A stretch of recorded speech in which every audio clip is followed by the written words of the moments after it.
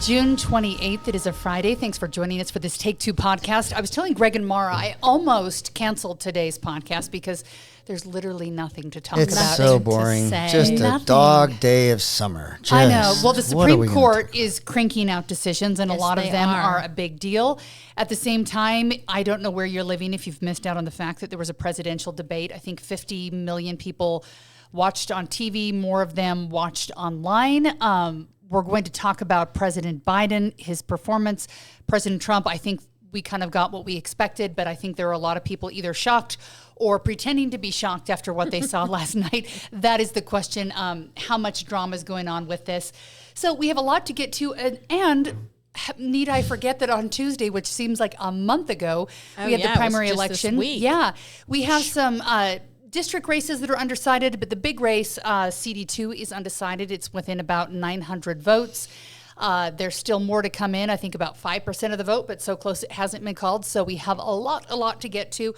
And as we speak, I believe that the Vice President of the United States, Kamala Harris, is either landing or headed up to Park City for a get-together at a Park City home, of which is really I'm not supposed to name. Just a fundraiser. Traffic notice. Yes, it's a traffic notice. It is. To go into the mountains, wait until she's Democrats, gone. if you're listening to this show, for and on behalf of Maura, Team Maura, please give all your money to the Biden-Harris team and leave none of it for here in Utah. We'd love you to export all that good campaign cash to Democrat races. Rich outside. People have enough. She's got a tough job, though, because she has to follow up this debate and probably answer questions from people who are trying to decide how much money to give. And if you watched her after the debate last night, I don't know that she's the best one to put on the mic afterwards. In my humble opinion, she's not the best person. And so how she's dealing that will be interesting. We here at KUTV didn't get press credentials. I understand there's one pool journalist who's allowed in for her opening statement with pen and paper, no recording devices or cameras. Yes. And then I believe the Park City radio station may have had that same ability to go in, but no recording, no cameras. So we'll see what leaks out of that. I'll be interested to see what the conversations are. Do you have any inside sources? I do have one informants? Inside source, and it's one person who I think has always been a believer in the Biden-Harris ticket and is concerned, and maybe concerned is not the right word, but believes that President Biden will not be the candidate that you're voting for on the ballot in November. So we've got a lot to dig into. I want to talk about the presidential debate first. And I think the one quote that really stands out from everything is President Trump, when early on in the debate said something to the fact of, I didn't really understand what you said at the end of that sentence, and I don't think you do either. And the interesting thing is after the debate ended, I was interested by all of the headlines coming out. And before we get to either of you, I want to read a couple of those. So when I was just looking on the phone, I put in the words Biden and debate. Normally, you're going to get very different ideas of what happened. CNN, Biden's disastrous debate pitches his re-election bid into crisis. NPR, Democrats struggle to respond to Biden debate performance. NBC News, Biden debate performance alarms U.S. allies worried by Trump.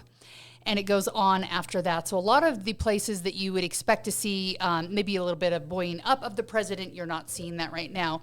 Because Maura is our in-house Democrat, we're going to let her go first. Did you watch the debate or watch the highlights and lowlights afterwards? I watched the debate. I watched the whole thing too. I couldn't stop. Missed the first 20 minutes. Greg and I, interestingly, were together. I'm going to say I missed the first.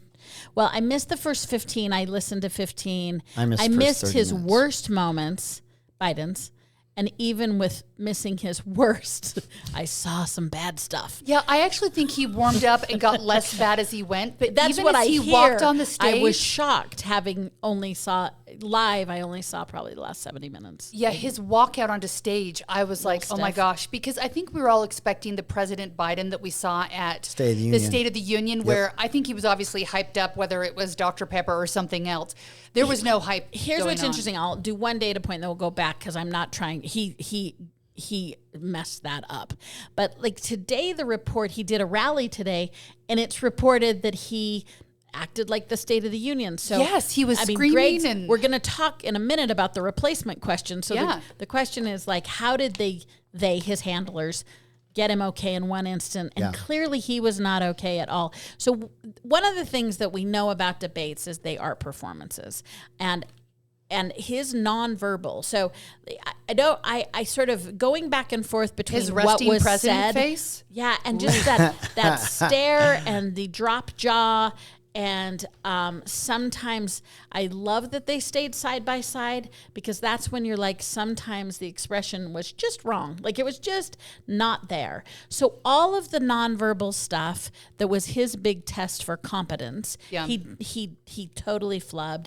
I thought that Trump was sort of average to above average, but it almost didn't even matter because Biden was so bad that Trump truly just didn't need to be. No, but it got to kindergarten at some point with both of them too. Well, the golfing bickering thing over was golf. so I love the golf. The golf was my favorite part of it. was so I love that so embarrassing. much, but it was Trump that Oh, so self-corrected and said, embarrassing. "Let's not be children and talk about this." He said that. Trump was said this. It so took a while though, embarrassing. way too long. But when Biden said he had a six Yeah. handicap, he says, "I've seen your swing." Okay, he said that's the biggest lie I've ever heard. I've seen your swing. I actually was amused by that exchange. I was embarrassed love that. by that exchange. I was embarrassed by a lot of it. It was also Biden will that say challenged him on the golf side. I'll outdrive you or whatever he said. They were both pathetic. Okay. So I also I didn't liked it. like that the moderator had clearly chosen to give them the option of never answering the question. And that's a choice. And I don't, but I wish they wouldn't. I wish they would have said, I'm either going to cut your mic or you're going to answer. Because there were several, one of the things you have to give Trump is he stayed on message, but it meant that clearly his meal ticket in his mind is the immigration policy. But like after the third time, I'm like, I got it. Immigrants are answer killing the next America. question. But what about childcare? So we lack diversity of topic. Having said all that, I mean, Biden categorically failed. I'm not trying to pivot from that, but just if we looked at the finer points of it, I wish the moderators would have decided to insist they stay somewhat on a topic. They made a choice on that. I actually think the moderators did a pretty I good do too. job being fair to both of them. But yes, when they asked a question, eventually they would loop back around to making sure they knew that question Heidi, was there. if you watched it from the eye of a moderator, having done it yourself, and maybe I was just watching it with rose-colored glasses, but I really felt that if Trump made a point on a question, I would hear Jake Tapper say, President Biden, and it wasn't a question, it was, President Biden, would you like to respond? But when it was the other way around and the question went to President Biden, they immediately went to a new question for President Trump, and he would want to respond to what he had just heard and then answer the question. But maybe I saw formulaic. that. Now I know they were, but I thought that there was a answer and a retort that Biden was given more of an opportunity to do. That I didn't feel like. I felt like every time that Trump was answering what he had just heard, it's because he wasn't given that minute to respond that Biden was given when Trump responded. No, it was exactly the same. Okay. No, I mean, it was very formulaic. I want Heidi to say it. You have jaundiced eyes too. What do you say? I think it was No, formulaic, I don't. but I think formulaic is sometimes not a service to viewers, as we were talking about the debates we had here for the Utah primary, because sometimes the formula doesn't follow where the energy or the answers are. And then I think you get to the problem of when they get to the next question, they want to finish answering something else. So it's not an easy thing to do. I also think that the timing that I think a lot of people thought would be bad when they cut off the mics, I think it actually helped Biden in some instances. When he started to ramble, they were like, okay, time's up. But yeah, it was interesting. It was actually, the one surprise was on both their parts, but more so Biden, you have 37 more seconds. Would you like to say more? Do you have anything else? I mean, they did them with both of them, but it was interesting. Clearly, both teams were like, do not overtalk, friend, for very different reasons. It failed Biden more. Like, he looked like he ran out of things to say a couple of times. Yeah. The one awkward moment that doesn't matter at all, but it was my favorite awkward moment, was when it ended. And nobody moved.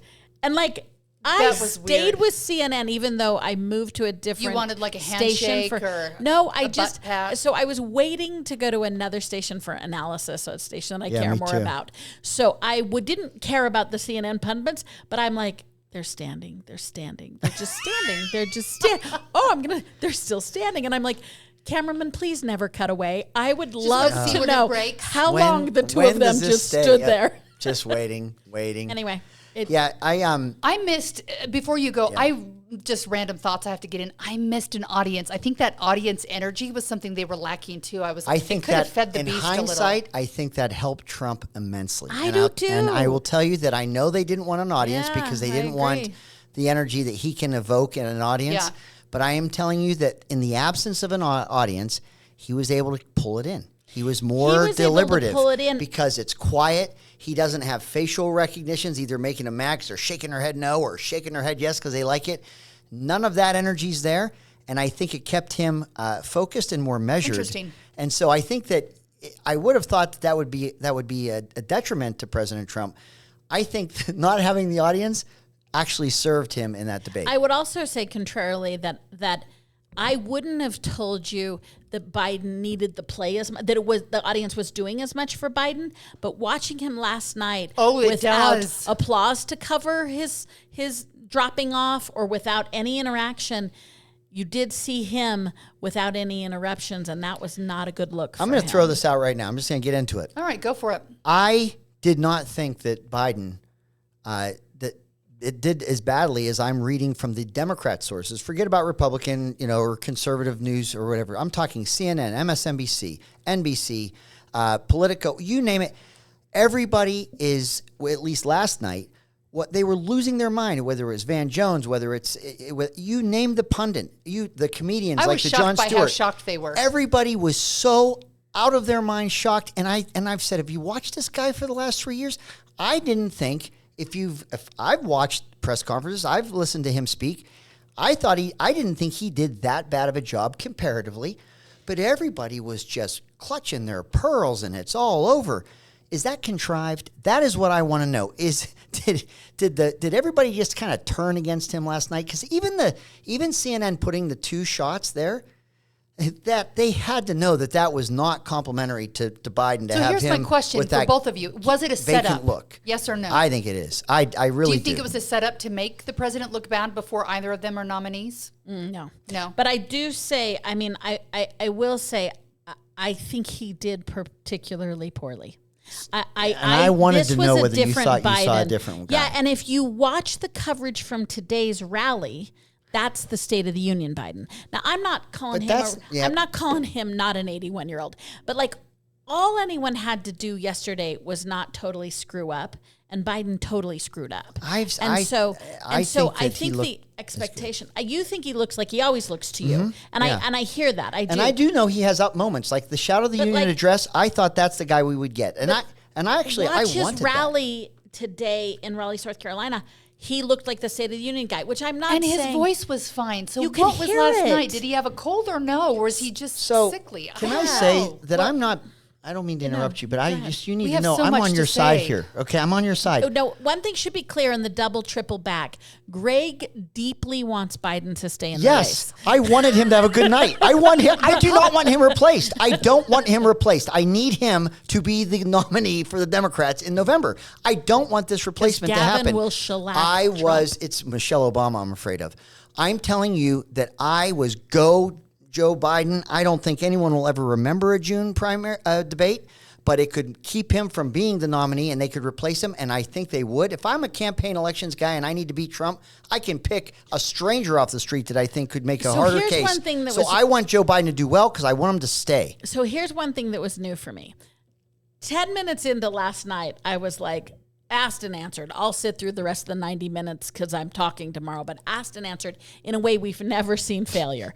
So then I want to hear the pundits in the morning and see if they change. So the pundits in the morning had Joe Scarborough had to eat his own, had an interesting round of Democrats just really not even pretending there was a spin to be had, including leaders like Claire McCaskill, who doesn't necessarily even have to jump into this. I'm leaving out the pundits and the comedians. It sort of felt like his funeral, don't you think? But then, if we kept listening into the day, you started to hear some defense of him.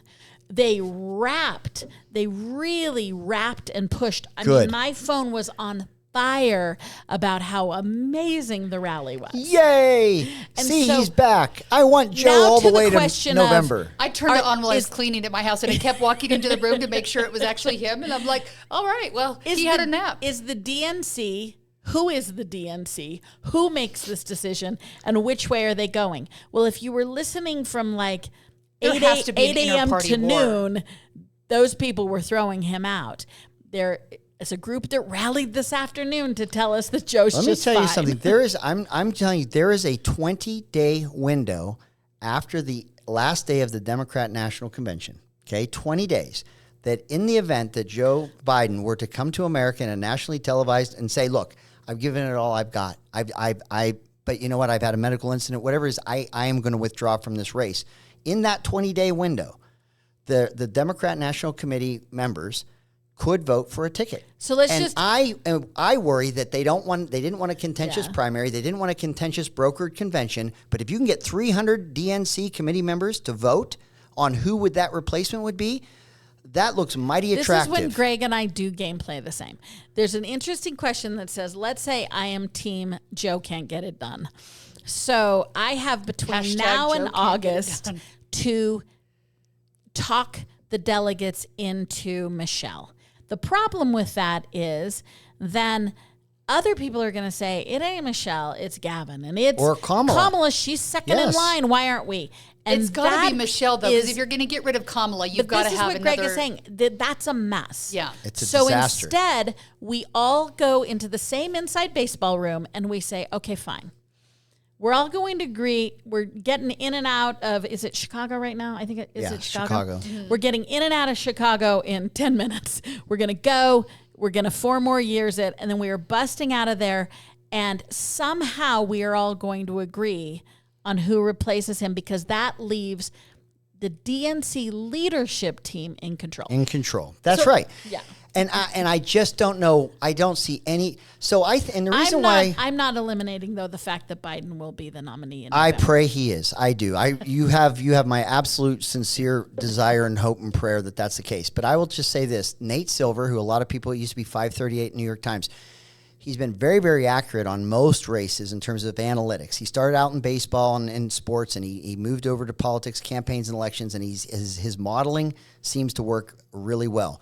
I don't think it's a coincidence that in the days leading up to this convention, he had new modeling that showed, and he said that there is no pathway for Joe Biden to win this. He's got him below 35% as a likelihood to win.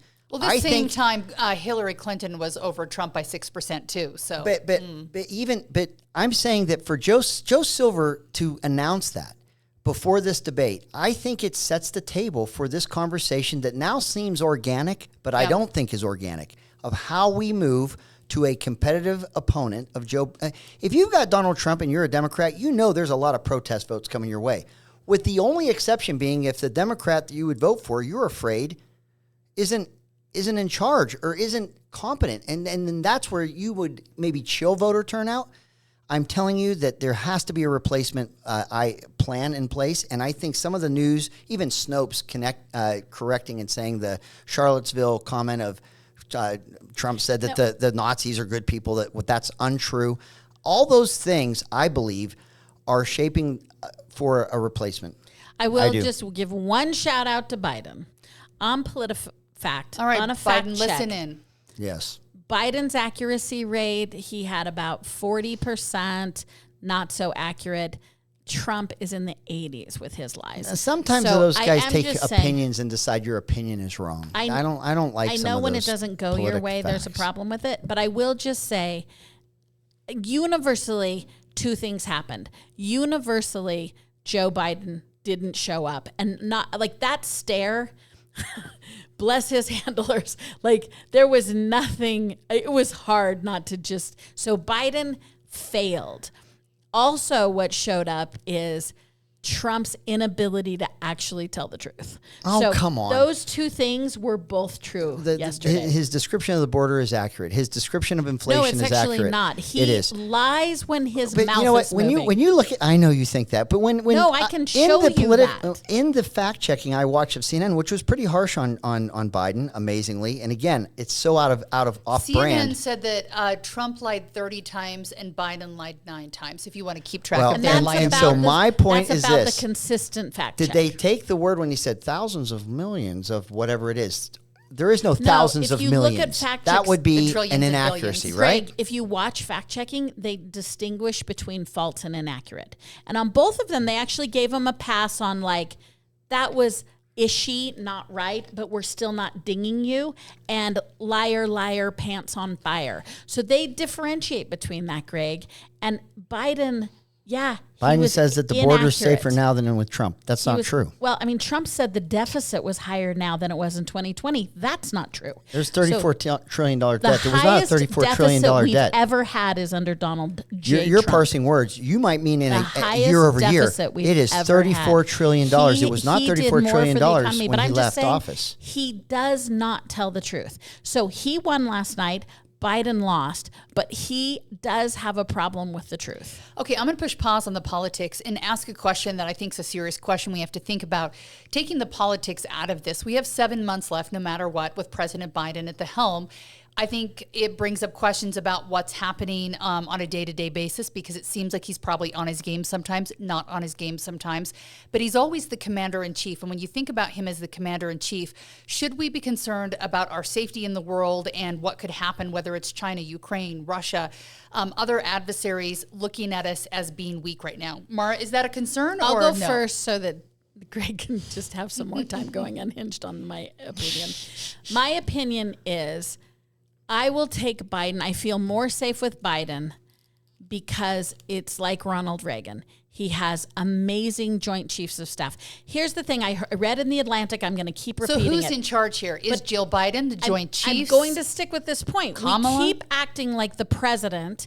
We're electing a solo artist. When you elect a president, you're electing the conductor of the orchestra. And they get the final say. They can listen to their Joint Chiefs. Conductor of the orchestra. Yeah. I am not worried about his ability to make a good decision. I am less worried. Even seeing the Joe Biden who showed up last night, I am more comfortable with his decision making because he is not a narcissist. He's not going to pick unqualified people. He cares about America. He knows U.S. history. He respects the Constitution. He understands the role of the presidency. He trusts his advisors.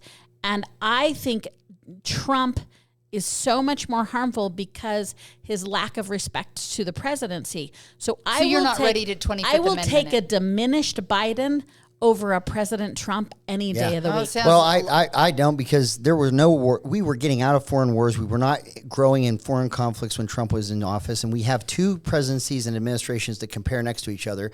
Ukraine did not lose territory like Trump pointed out when he was president, like Ukraine did when Obama was president, and now that Biden's president. But here's what I want to know. If North Korea sends a hypersonic missile towards the United States, and I'm told there is 7 minutes, and a football brought to the President of the United States, the orchestra, the leader of the orchestra, 7 minutes to decide what you're going to do next.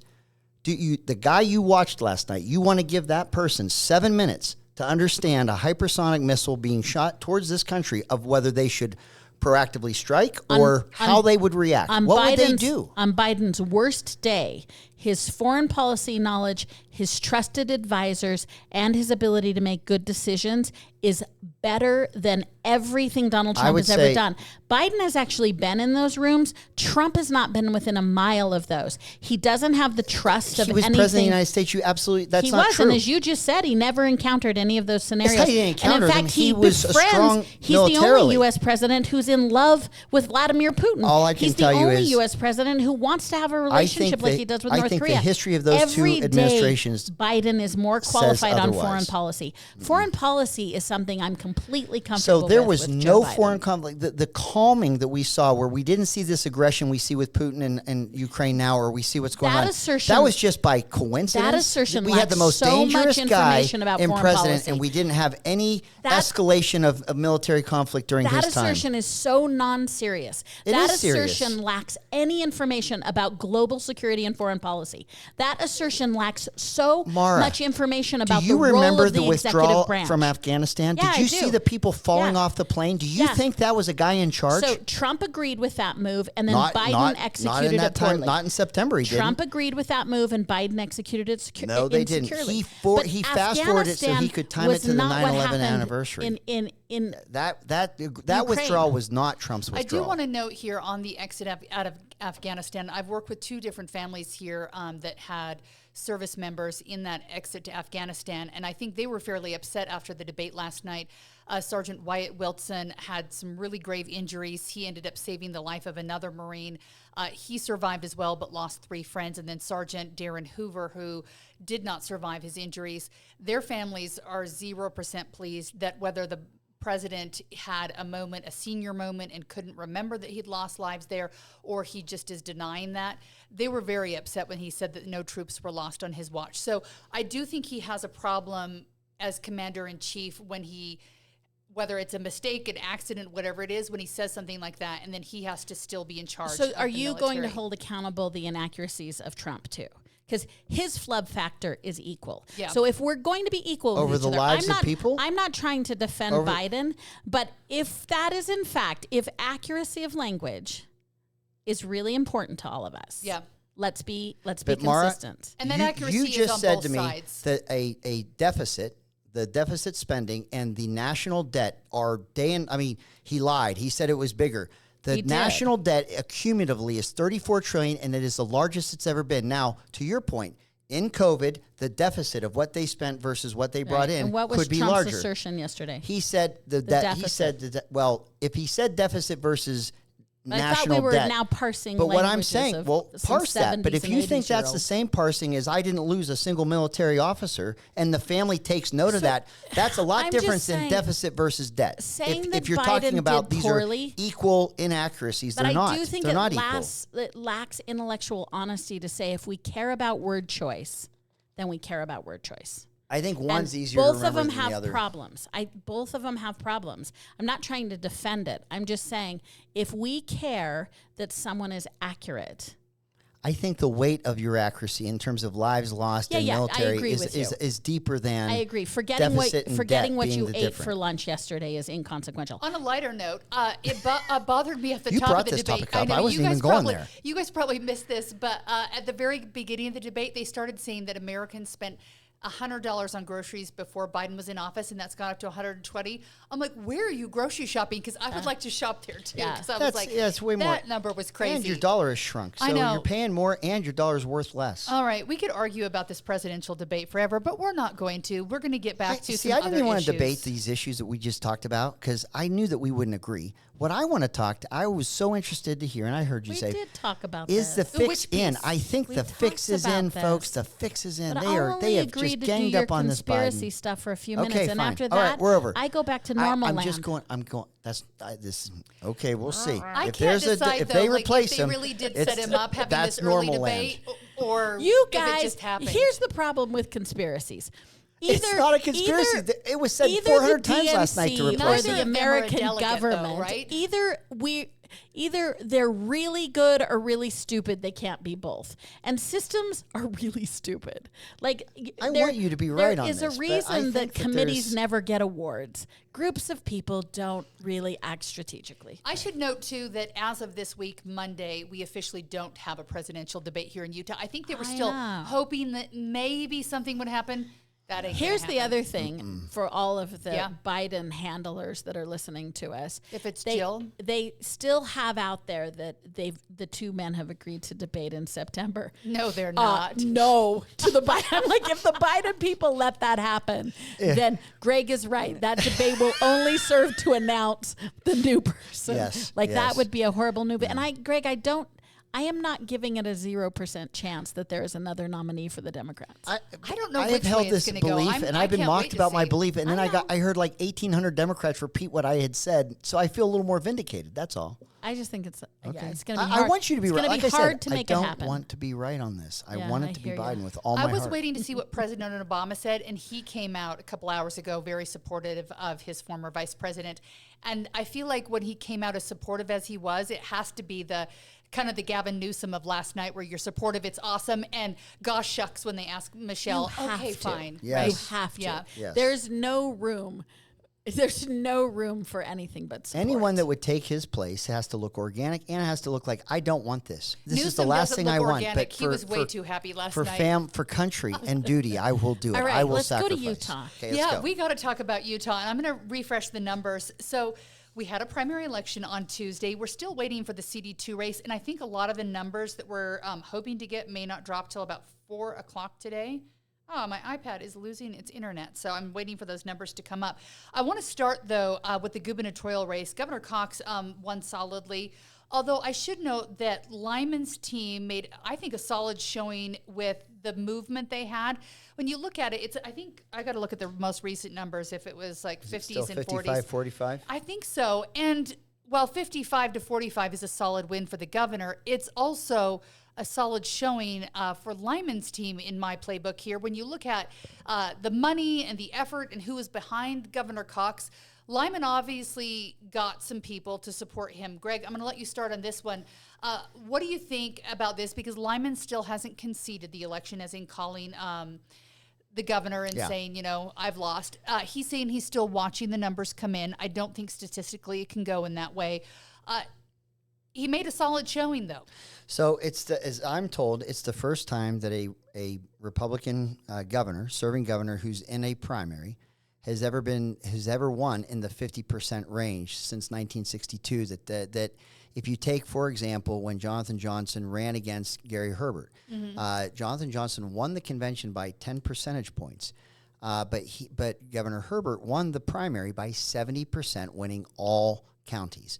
In this race, we heard the dissent in the convention. You're not seeing a stark opposite response, I would argue. It's a solid win. I'll give a 55. If you get 50% plus one, you won. And that's all that matters. I get that. But at 55%, you have to acknowledge, and I think about 15 counties that Phil Lyman has won, you have to acknowledge that there's more of an undercurrent of not so much like supportive. You, he's the governor of a few counties. It's Liberty Land, maybe. Yeah. I don't know. But that's what I called the ones I won, Liberty Land. But no, but really, I think there is at least you can see a thread of where there has been. He doesn't enjoy the popularity that Republican governors in primaries and re-elections have in the past. Take from that what you will, but we've been told that it's a polar opposite. If the delegates hate him, but the whole state loves him, there's this massive disconnect. I think being at 55% and not seeing that in our state for Republican governors in primaries, I think there's something to read in that. Maura, the governor, if you saw his early kind of news conference right afterwards, I don't know that everyone carried the whole thing live on air. He came off as oddly aggressive. I don't know if the word's angry or aggressive in answering a few questions. Your thoughts on how it all shook out? The governor obviously winning still, but Lyman coming in a solid second. Yeah, I mean, if I were the governor, I would ignore that. I mean, I think he will end up, if you're taking the whole population, which at the end of the day, he represents everybody, he'll do well. Like, I think people in by and large feel good about Spencer Cox. But it does show a little bit of his mixed messaging. Who is he going towards? It's interesting. I do think a story that has started to be consistent enough that I think it's worth following is it's not quite as simple as a rural and urban divide. It's not quite that simple because there are, like Kane County, interestingly enough, split for them, and Kane County is sort of a hotbed. Mm-hmm. And then you see some smaller counties that actually did go to Cox. The reason that's interesting is Cox has always packaged himself as a rural guy. Yeah. As opposed to even like Bangor and, famously Gary Herbert's a Utah County guy. Like he really, you look at his pictures, he picked farm colors and he didn't perform any better actually. Lyman did perform really well. Lyman is also interesting because he's not super lovable and he didn't have a ton of money. Like he ran a great race, but like that did feel as much like an anti-Cox vote as it did for Phil Lyman. It wasn't like Lyman had high name ID. I mean, he had some name ID. He had been in the press about some of his stuff. If I were the governor, I thought the same thing of his press conference. I was like, oh, you need to be more gubernatorial than that. You need to be the way he was, frankly, like in the campaign. Strange reaction, yeah. Mm-hmm. And I think he probably was a little annoyed by these. And you are hearing diehards like my friend Greg Hughes sort of drum up the, hey, he's not as popular as he thinks he is. I think the general election will correct that, and I think most Really? You don't think Brian King is going to win this race? Good to know. Oh, okay. I thought he was your neighbor. Maybe he doesn't know that. I'd like to give a shout out to Brian King. I think he's a solid candidate, and I like seeing solid Democratic candidates in these races. He's well qualified. Yeah. Let me just say this. I do want to qualify look, I hear a lot that the conventions and the primaries are just so polar opposite from each other. I think more my point is, I think you can see some common sentiment from the conventions to the general elections in that governor's race, but even in a race like where Mike Kennedy won in the convention and won that second congressional district or third congressional district. I totally disagree on this. Yeah. I think these poll results. I'm surprised. This is my shocked face. These poll results make a clear, data-driven case for why caucuses are out of touch. I mean, this is an indictment on the caucus system with a few exceptions. Can the caucus system survive? And what can they do to make it survive? They don't have the champions that they used to back in the day. Well, then why in 1992 could Mike Leavitt come second in the convention and win in the primary, and we didn't say that the caucus convention cycle was dead when the one that came in second in the convention won in the primary? So we didn't read the obituary of the convention. I'm going to give you a cheeky answer. Okay. When in 1992 was the start of your sentence? When in early 1900s, when the caucus system, why did it work then for you and I to get in our buggies and get together? It's antiquated, Greg. 92 was 30, 40 years ago. That day has dawned and come upon us. Why are carrier pigeons not on the rise? Because it's easier just to text. With the way our data's getting hacked, I'm telling you that the carrier pigeons are coming back, Maura. New, you don't even know. Infrared. I'm going to tell you, I'm just saying, having an extra election cycle where you have more public participation and more direct access to candidates is not a bad thing. If we need to make that better, narrows the pipeline. We have to have more people participate in that election cycle, not eliminate that election cycle and make it just primaries with the most money is the most viable candidate. If I have to show up on a Tuesday night in one place, that narrows the funnel for there's absentee ballots for caucuses now. Not if you're with the Republicans who can't do anything. No, Republicans have absentee ballots. I know, but I'm just saying your system, there's no proof right now that the Republican Party can successfully manage an election. Here's the interesting thing. People just like being convention, angry about the caucus system too, because Celeste Malloy just 7 months ago was chosen by the caucus system over my friend Greg Hughes. So she was the winner there. And then but it's recent history. Yes. So she was chosen in the caucus system. And now I see arguments that the caucus system isn't working because Colby Jenkins isn't winning. And he won at the caucus this time. So I'm like, so the caucus system worked this round if he wins, but it didn't work 7 months ago. In my defense, I didn't say it worked for Celeste Malloy. And I'm the dummy that's saying it's the greatest thing in the world, and they kicked me to the curb. I thought it didn't work. I do think my friend Greg Hughes would have won in a broader election, to be honest with you. I think the only way that Celeste got elected the first time was the inside baseball that is caucuses. And so I think they were both broken. There was some gamesmanship there. Yeah. Total. And it's just different gamesmanship. It's gamesmanship I've participated in. I'm not saying it's bad. I'm just saying it's highly gamed. It's highly inside baseball. And I think it's no longer representative of how the average Republican wants to exercise their civic duty of participating in their own party system. Because if you look at it, Greg Hughes was ahead in all the voting, and it wasn't till the very last round when you had someone else drop out and you team up and then vote against someone. And that was about being against people. And when you have such small numbers, you can actually head game it like that. I would argue that the solution to this would be higher participation, having more of your neighborhood elect their neighbors to be able to ask But Grandpa, that's not going to happen with us. Let's all gather on a Tuesday night. Oh, please. Don't be so bring cynical. Together. Let's potluck it, buddy. What if I have water aerobics and I can't miss? Yeah, I mean, I know you have a life-work balance you now. I mean, I know that's all the rage, but come on, let's do some civic duty here and get involved. It's not a bad thing. It helps. Why are you preaching to me? I'm just telling you the way it is there, Pa. No, you're telling me a very cynical way. I say get more people involved, and we should. By cynical, do you mean looking at the data over the last few years? I know that a convention candidate in a very crowded and qualified field for Congress won the election. So he was the that anomaly. means it does work. So let's talk about the U.S. Senate race. You had good options in that race. We had 4 options in that race. John Curtis had a solid win with 49% so far. Jason Walton at 6%. Brad Wilson finished shy of 13%. And Trent Staggs, who I thought might perform a little better, was at 32%. So I think my friend, I'm calling you my friend a lot today. I think Greg. We are friends. People might not know that, but we really are. I think Greg and I will agree on this. If John Curtis, frankly, I'll give it to him at 49.3.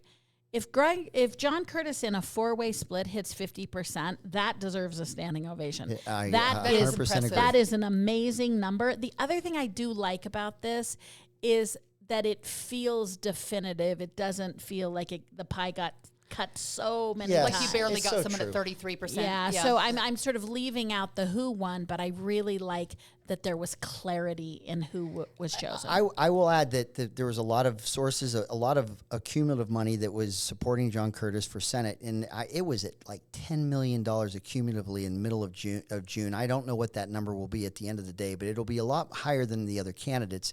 That is a factor in it. But what I don't like about plurality is that usually you're going to see a candidate with less than 50% become the Republican nominee, where more Republicans that voted on the primary voted against that particular candidate. They voted maybe for 3 other ones, but they didn't get the majority of those that voted.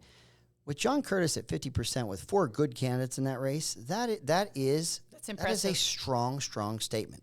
It's good how well it was funded, but it is a great statement. And I would rather see a Republican win with a majority of those that vote on primary day than not. Less definitive is House 3, but still a solid win. Mike Kennedy, who I think a lot of people thought is now the representative coming out of the race, he finished with 38%, Case Lawrence at 22%, Stuart Pay at 14%, Frugal Dougal at 10%, and J.R. Byrd at 16%. Any surprises coming out of that race? Case Lawrence numbers at 22% for an unknown. That's a great number. He ran a phenomenal campaign. He has not been in the political arena before. I think he ran such a strong race, especially because he's a newcomer. And I hope that this isn't the last you see of a Case Lawrence. I think he's a strong leader, and that's why he performed as well as he did. I'm surprised that John Dougal, a former colleague of mine, is at 9,800 votes. I got 9.63. John made it a point as auditor to never miss a county convention. He had traveled this whole state. He stayed close with delegates across the state for a long, long time. I'm surprised to see the results. Dougal's number was what surprised me the most. Yeah. I thought he'd perform better because also a really big indicator is if you've ever voted for someone before physically, that you'll vote for them again. Which clearly, I would venture to say every Republican in this House seat probably had voted for Dougal as auditor. And so I was really surprised by his number. And especially because he's used the Frugal Dougal slogan as auditor. You heard it on the radio. So, definitely surprising. It's probably a testament to money. Well, let me ask you this. He began a new narrative in the race where he was mainstream, not MAGA. So you think that hurt him? I think he was looking for a lane that might be unique, but did that have a chilling effect on his numbers to be mainstream, not MAGA? I'm not prepared to admit that. Okay. I like that answer. I like that better. I can't do it. I don't know what you're saying. I conceded that Biden had right. the 100-yard stare. I don't have to. Yes, I'm not ready to say that. I'm not ready to say that my people did not like, my people being Utahns. Yes. I wanted you to like Dougal's slogan. Yes. Yeah. Okay, we got to look quickly Fair at enough. Blake Moore. No surprise there. He won by 71% against Paul Miller in U.S. House Seat 1.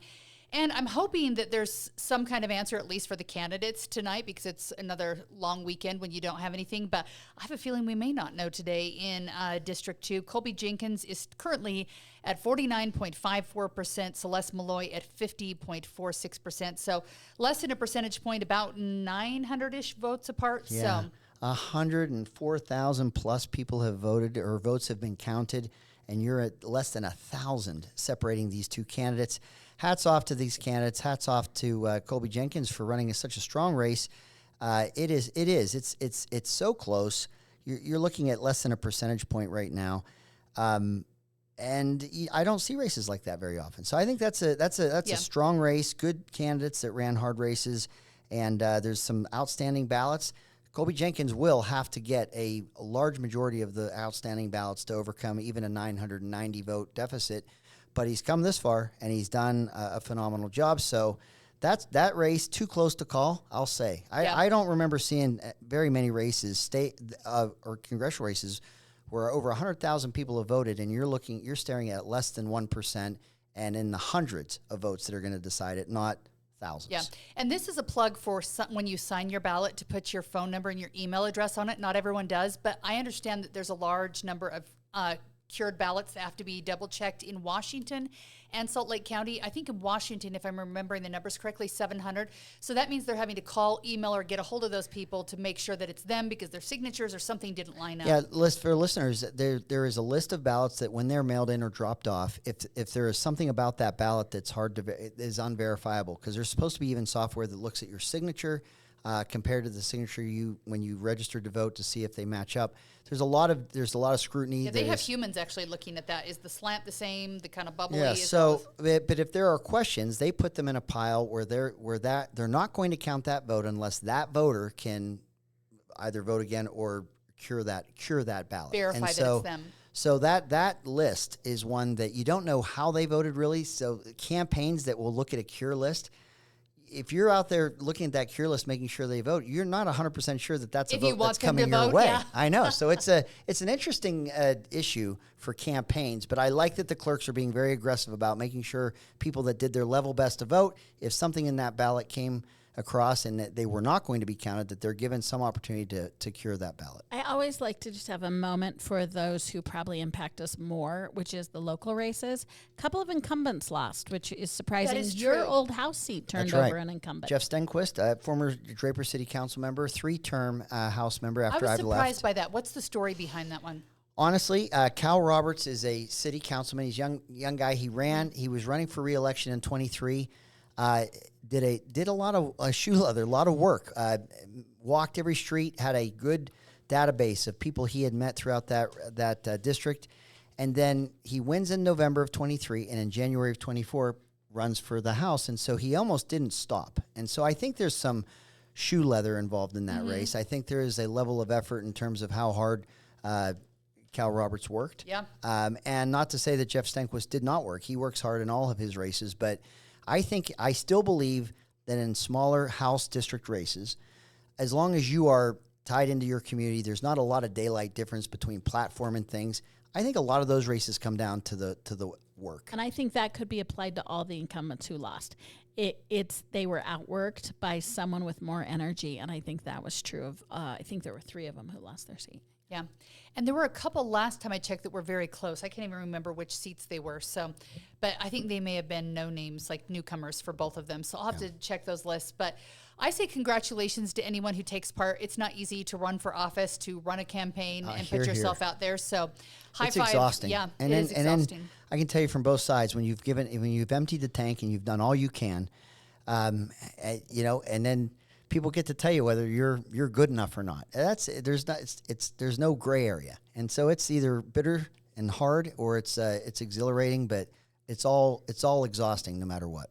I used to think it would be fun to run for office. As an adult, I don't think it's fun. But in high school, when I was in student government and I'd run, I'd be like, I've got it out of my system. Yeah. But I ran 4 times. I lost the first time, won the second time, lost the third, won the fourth. And I know that it's not very pleasant to lose. And then you're like, is it because they need a break from me for a year? What's the change?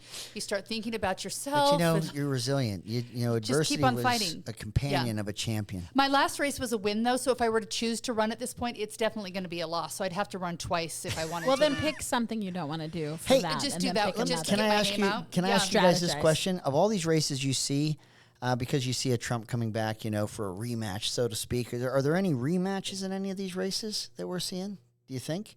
Does any of these candidates that lost want to take another bite at the apple later? Yeah. Like some other years? Yeah. I think there are does Case Lawrence come back in that race or come back in another? Here's the thing. This question better. One is auditor they should. Back. Yeah. I will say there are a couple of candidates who should come back. We saw some better quality, and the guy who thinks it's one and done kind of is wasting his effort. Like sometimes it's a couple of goes around that really makes a difference. So there are a couple of candidates I hope to see back.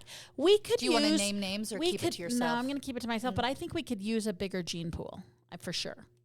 And I think also when you look at the lower races, that's the case too. You'll see a number of candidates that they'll run more than just once. They learn the district, they got to know. Kennedy is a great example. Yeah. He has run several times for this race before. We ran for Kennedy ran for Senate against Romney. Right, but like, I mean, he's thrown it out there a few times. Yeah, so if Dr. Kennedy's your doctor for family practice, you'll need to start looking for another doctor. Yeah, I'm against him using Dr. Kennedy in this, just to be honest. What about Dr. Jill Biden? She's not even a family physician. She uses doctor. I'm trying to remember when she was running for something.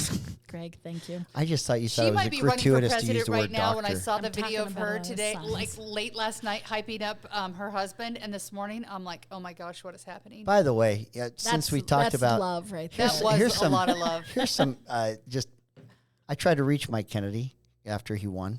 He had patients to visit all day, like after. It's like, so he hasn't gone to Hollywood yet. He's working away. He's seeing all these patients that he still has. So good for him. Anyway. I told my husband today that if we're ever in a point where like one of us is in office somehow and we're like 80 years old, that I would love him enough that if things weren't going great, that I would take him to Del Boca Vista. We'd like lay on the beach and get brown as leather and walk around in his Speedo and just enjoy life and not like work, because why work when you just need some rest? So anyhow, we've made that marital commitment to each other. So wait for it. Yeah. That's good. Yeah.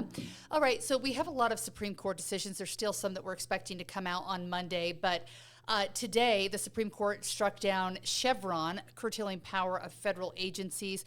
This could change a lot of things. I don't know if I even completely understand what all it's going to change, but definitely shifting the way things are going to work here in the country. Any thoughts on that one? I do think that the regulatory side of the executive branch has, if anything's like a pendulum, I think they've gotten too powerful. Some of that is the fault of a legislative branch that leaves too much to administrative rule because they don't want to make hard decisions on what that law should say. Yes, and so I can remember when I was a lawmaker talking to a Massachusetts speaker, Democrat, saying, "Tell me about your state health care that you created." And he said in a moment of candor, "We left so much of that to administrative rule, we'll just to see what happens." And he didn't know. And I think that federally, what you're seeing the Supreme Court say is you have a legislative branch for this reason. The executive branch is to enforce the laws that are passed. There are some administrative rules that have to be created. But if Congress doesn't, it just leaves it blank, or the executive branch exercises too much discretion or authority or interpretation, I do think that's a violation of a separation of powers. I'm going to mash up about 3 decisions that have come out and say that one of the things that I'm watching for is the judiciary is firmly sort of saying we've got a strong role. That used to be called judicial activism. So I think we have to watch for who they're assigning the authority. A couple of times they've kind of slapped around the administration, and the administration in that instance has been both Republican and Democrat, saying, hey, listen, executive branch, you're overextending your boundaries. What I would watch for is a couple of those seem to then assign the authority to the state. That is a little more appealing to me than assigning that authority to the judiciary. So like depending on who the decision was, they essentially are taking a crack at the federal executive branch, but who did they assign the authorities to? So if you looked at the EPA ruling yesterday, they essentially upheld states' rights in that instance. Yes. In some of these decisions today, they're essentially putting that authority back in the judiciary and taking it away from the executive. And those are two different, I mean, the outcomes may feel the same, but I am not necessarily for. I was with the dissent in which they said, no, the hubris of the court seemed to be getting higher and the humility seems to be getting lower. They're both recoiling against some executive aggressive action. I think it gets to the judiciary when the executive branch is either not doing their job and they've left too much ambiguity so that it can be tried in front of a judge and give the judge the decision-making ability. But you also have this, especially on environmental issues and lands issues, where there is a ploy to litigate a lot to try and hold things up or to slow things down. I think that the message in this decision is, Congress, do your job. Don't leave it to a judge. Don't leave it to any other branch. Get it right. Get the law written the way it's intended. Honor legislative intent. Have legislative intent. But it did say if you have bad legislation, we'll decide what you meant. Yes. I just think we should be careful of that. I don't want bad so I'm against bad legislation. So I say make better legislation. Yeah, Congress, or make legislation, Don't be a fatalist. Congress. Don't be a fatalist. But I do like the pushing back on the states' rights. Which was can I say that? Please do. Years ago, I was at a conference in Reno, Nevada, as a lawmaker, and the keynote speaker was then I think he was Majority Leader of the Senate, Harry Reid, and he was and this was a smaller meeting. There wasn't press there, and President Obama was the president, and he was lamenting the executive orders that had just begun to climb and become more and more and more. And he was not discriminating that by Republican presidents or Democrat presidents. He was lamenting executive orders and executive branch power that he felt was usurping the authority of the legislative branch. And I appreciated that because he wasn't making it partisan. He was talking about he's a presiding officer of a legislative body.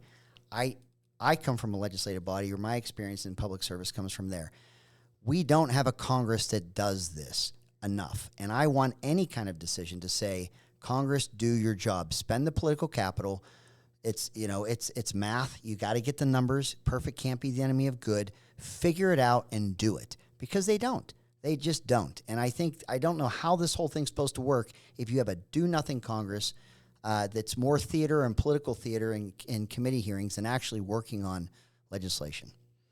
I'd also just like to remind us that the Utah Supreme Court also actually more adheres to the deadline of finishing in June than the Supreme Court does. The National Supreme Court, they really adhere to it. They released their last set of rulings. Today we should probably covering them more. Notably, one they keep punting on that I am waiting for is a ruling on an initiative process, and they have not ruled on it in this particular session. They have not. No, they've kicked that can a couple of times down the road. So and, you know why I'm laughing, ladies and gentlemen? I'm laughing because if there's anything I ever did in the legislature that was ultimately met with defeat, it was an initiative that Maura Carabello was a part of. She totally would get me. Thank you, citizens. Yes. Thank you, citizens. When the legislature refused to listen to you, we had to rise we represent up, the people, Maura. Speaker Hughes. Yeah. We should note, while we're talking about states' rights, where the federalism is coming to action with the Supreme Court, we've seen that in a lot of their rulings, although we looked at the Idaho abortion ruling that while states have the rights to make those decisions, they also partially took away a right and said that for the time being, at least, that emergency abortions could continue, even though the state had essentially made it where almost all were not allowed. So they did take back a little bit. Take a nod that there's a chance that women's health care has a role in the discussion. Have we run out of time? I have a question. Ask a question. Is Steve Bannon going to prison for 4 months? I want to know. I thought that Trump's answer on the abortion issue is that he is not supportive of any federal. Did you think he answered that question? Yes, I do. I was going to say if you liked his answer because he did not want a federal law and he wanted it to the states. Do you think that's the non-answer that he? That's not a non-answer. He doesn't support a federal abortion ban. He does not. Do you like that? Most people don't agree with Trump's position. 65% of Americans. Are you talking generally or on not this? Okay. Agree. You see, you can't with Trump's position. I shouldn't even. I went too far. I went to the well too many times. You answered as much as you can. You're not. I will never get an answer. Trump non-answered on that, and Biden totally did answer that. Non-answer. I know he did because some conservatives didn't like his answer. Border and raping your sister. And there's conservatives that don't like his answer on that. That's why I'm saying he answered it. Trump totally blew his answer. So then we double underhanded threw the ball to Biden. I was like, if you were going to hit one out of the park, right? Yeah. Like Trump totally screwed up the answer. Didn't he start talking about a funeral that didn't have anything to do with it? Biden got weird. Well, he went to like rape at the border, and I'm like, first of all, you shouldn't be admitting that there's rapes at the border if you're saying that things are great at the border. And then he went to a 3-part answer on like when women's rights should be, and I was like, no, the answer to the question is this decision should be why did I between ask this question? A woman, her husband, and her doctor. I just picked up a stick to beat myself with. This was terrible. Let's terrible decision on my pretend the part. women's health matters. I thought you'd like Trump's answer on that. He doesn't want a federal I didn't abortion hear an ban. answer. I'm here to tell you because you don't like him. You didn't hear him. I heard a liar. Do either of you watch SNL anymore? No. I don't. Every once in a while, but I really just sometimes watch the cold open the next day on YouTube. I think I stopped around the time. I remember still watching it when Romney was running for president. It was kind of funny when they were, chugging jugs of milk on the balcony after he lost or whatever. I also never know who the musical guest is. I'll just out my old. I like Martin Short. I thought he did a great job. Okay, I feel like I sort of want to watch this weekend, though. Not like live, but maybe they the could just afterwards. redo they'll do a great job on that. Yeah, it'll be interesting. I don't know. I miss the days, though, of when you had two candidates who really started a debate. When you look back to the Romney and Obama debate days, Obama, I think, tanked that first debate. Romney killed it in that one and then kind of went back and forth. But I don't know. Neither of them are 80. These two people have made me nostalgic for every actual candidate that's run in the United States of America. I love. I know you do. I love a debate where they get into each other's golf game. It's hilarious to me. The other ones are plastic. The other one's political theater. The world is watching. They're watching these two old guys it's funny. fighting about I think it's golf. awesome. You can't hit the ball 50 yards. I just love it. I love That's it. a dumb conversation to I don't start care. out when you have high tea. I don't like when you have low tea. It is not worth when Romney watching. and Obama debated. about It was a bunch testosterone? of a bunch of that was plastics sad. with focus groups telling them what to say. It was all theater. It wasn't real. These guys are real. I'm just going to wash myself in 4th of July next week so I can get back to it is true. And old school America. In 6 months from now, it'll be Christmas. We will know who our next president will be. A lot will be decided. But a lot's going to happen in the next 6 months. We do want to warn you, our listeners and our people who are watching. Oh, that's right. That we're going to be taking a July. This is on. We're going to be taking a July break. Although unless something happens, we have the right to come back if we want from our July vacation to argue about something if we need to, because at this point, we just don't know what's going to happen, and we may have to call an emergency. Well, there is a Hughes family meeting. vacation that's going to happen that if we put GoPros on our head, we might be able to syndicate it into a mini-series. Ooh, where are you going? Do you want to tell us, or is this going to be secret? No, it's more of a beach. It's not a sightseeing vacation. You feel like your fans. The beach is a real vacation. I'm the paparazzi will follow you. I need to protect my privacy. That's totally I can't. You're living out my retirement dreams, leathery and brown. But I'll tell you what, you ought to see us. Speedo. I got a daughter that's got an opinion that's worse than mine or her mother's.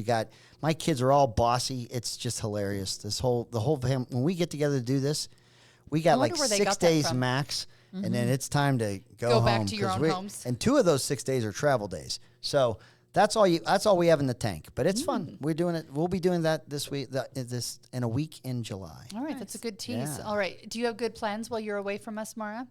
I mean, we just got back from a big trip. I know, that was an exotic, exciting trip. You travel a lot, though. That's you. That's what you do. I mean, the 4th of July, I'm just going to... God bless America. It's $6 to get a burger out, and it's $2.16 to flip a burger. I just done the math. I don't know. I just covered that's according to the Farm Bureau. It's cheaper. Also, helpful tip.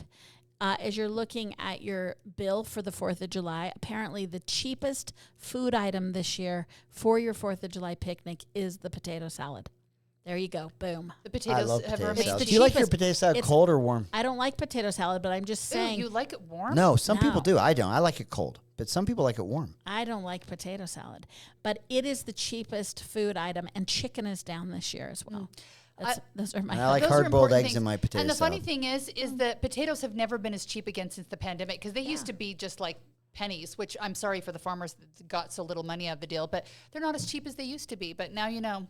Potato salad. My wife can't goes eat through potatoes. I eat sweet potatoes. My wife has actually. They're not panic attacks, but they're pretty close when she goes to the grocery store. It's actually a negative emotional experience going to the grocery store. Yeah, because everything's so much. She remembers what things cost versus what they cost now, and it upsets her. Is that why you do all the grocery shopping in your house? I don't do any grocery shopping in my house. I know. That was clearly sarcastic. Oh, that was sarcastic. Sarcasm. You don't want me to go. You should see the stuff I get when I go grocery shopping. It is awesome. You can't make a meal out of any of it. Same thing as the 12-year-old boy did? Yes, because if it takes longer to make than to eat, I don't want it. I only want stuff you can eat fast. Is that you pretending That's you ice cook cream too? That's like Trump in the White House, where he has a chef that can make him anything, and then he still wanted like a burger and fries. He told me once why he loves McDonald's. Tell us. Because someone can go to the drive-thru and get it, and they don't know it's his, so he knows what it'll taste like, and he doesn't think anyone will mess with it. So he's pulling a Putin. So nobody's gonna hack a Logie in it. I don't know what. His version of a food taster. He says he likes the fast food taste, and if someone goes through drive-thru to get it, they don't know who's getting it, and So he thinks the White House chef is spitting in his face. I don't know about the White House. I'm saying when he travels, he says this is why he likes the McDonald's. That is the most self-indulgent statement. That he gets it for everybody else too. That falls in line with he doesn't what just I think get for of himself. He gets stuff for everyone. He gets it for Barron and Melania too. I would totally get 2 cheeseburgers loves and a double fries. Mac. I don't drink the soda, but I would get the 2 cheeseburgers and fries all day. You have to be careful. I would like to thank our fast food workers for their hard work, but this is a random gross story, and then we're going to have to wrap this up. When I worked in Montana, there was a kid that was just mad at people. He worked at one of the fast food burrito taco places, and he had strep throat and was hacking up strep throat nastiness and putting them in the burritos. And then there was a strep throat outbreak, and they finally tracked it back to this. That is the power. CDC comes in and they track it down. One person right there. Yeah, so now we know why the president said. See, thank you. That makes the point. The man wants some anonymity because in they the know food. the Secret Service. So who do they send? And when you're ordering like 50 burgers, there must be something up, right? All right. Do you have any other secret Trump like things that we should know before we go? No, that's it. I think that's all. I can't tell them all, especially this one. She might use them against the poor president. So I'll use anything. You're going to go tell McDonald's everywhere if he comes in. We actually have to get ready. out of here because Maura's going to go meet the VP at the tarmac. Oh, that's right. I got to get a parlay. That's right. Yeah. Kamala and I. Give all your money. You know why? Don't give any she to and Brian I are the King. same height. Are you really? I think they fake her height well because I do thought she too. was That's what taller I'm than pointing she out. was. I thought She's she petite, was. and so I are thought you. she was so tall, and I'm like, okay. And one day, I don't know why, I was trying to find something about her, and you know how you end up on the page that has I just knock me down. She is short, and so whoever is doing her photography, well done. Yeah, I think so too. Because it's not just the outfits, because the pantsuits, which are in right now, is helpful to her. But yeah, whoever's shooting, whenever she's next to someone, is not giving the idea that she's a Polly Pocket. I know. Yeah. Is it true that she's gone through over 40 staffers since she's been vice president? Have you heard that stat? I don't know that. Okay, I've heard there's high numbers, but outlets. I don't know. Okay. I don't know if that's real or not. I heard it. I thought you would know because I pay attention to things. Because you and she are the same height and you're BFFs. I'll ask her tonight. Okay. Yeah. Okay. Cool. Thanks for listening, guys.